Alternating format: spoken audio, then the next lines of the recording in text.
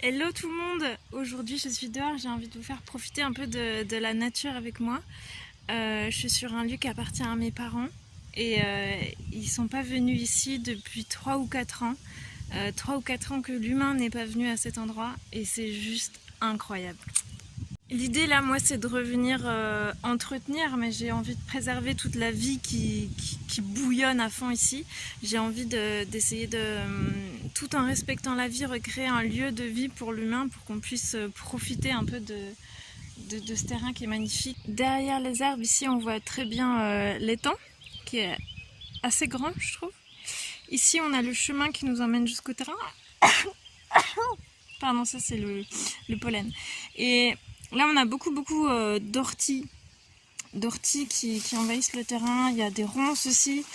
Il y a, là, il y a un arbre qui s'est couché.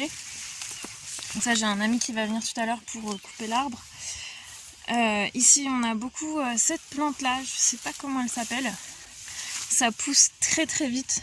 La tige ressemble un peu à du bambou, mais avec ses feuilles rondes. Et en contrebas, je sais pas si on va voir, mais on a la Savoureuse, la rivière qui passe juste en dessous. Et donc on est encerclé par l'eau. Le chemin est envahi par les herbes, c'est magnifique. Waouh! Là, il y a encore des ronces.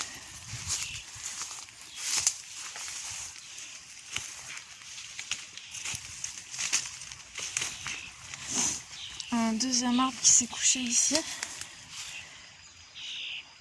J'aimerais bien faire un totem ou quelque chose comme ça.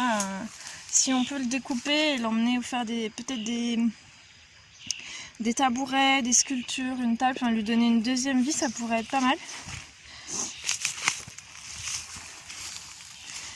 Et là, on arrive sur la zone où il y a un peu plus de place. C'est un peu prairie.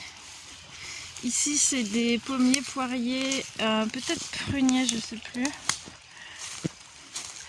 Il y a eu une tempête l'année dernière, il y a quelques années, il y a eu la canicule qui a tué le pommier là-bas, qui était magnifique.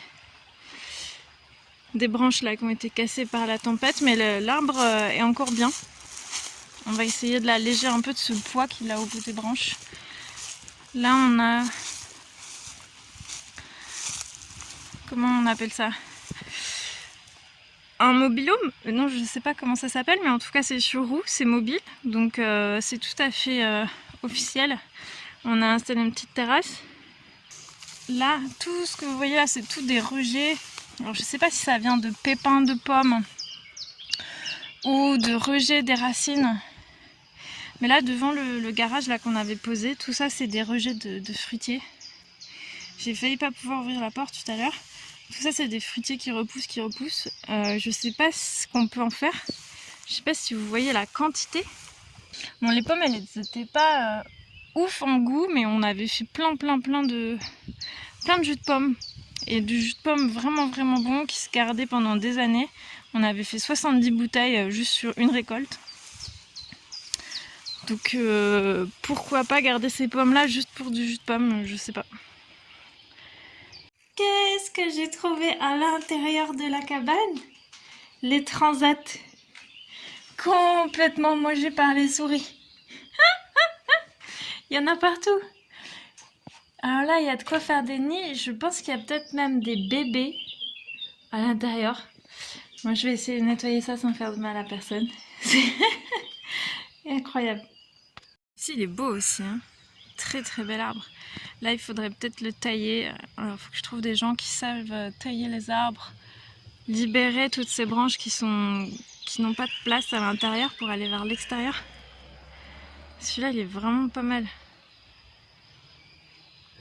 J'aimerais vraiment donner une nouvelle vie à ce terrain, faire quelque chose de bien. Pourquoi pas faire venir des gens, si on veut faire des ateliers, yoga, relaxation, méditation, connexion à la nature, quelque chose de gratifiant autant pour l'humain que pour la nature, quelque chose de beau. Je vous en dirai plus bientôt. Et surtout, je vais vous montrer l'évolution du terrain et s'il y a des gens qui veulent participer à distance avec votre connaissance ou sur place avec vos mains ou n'importe comment, on est vraiment ouvert à toute connexion humaine pour créer ensemble. Donc n'hésitez pas de venir, n'hésitez pas de m'appeler, d'envoyer des messages. Je vais vous montrer tout ça au fur et à mesure. À bientôt tout le monde.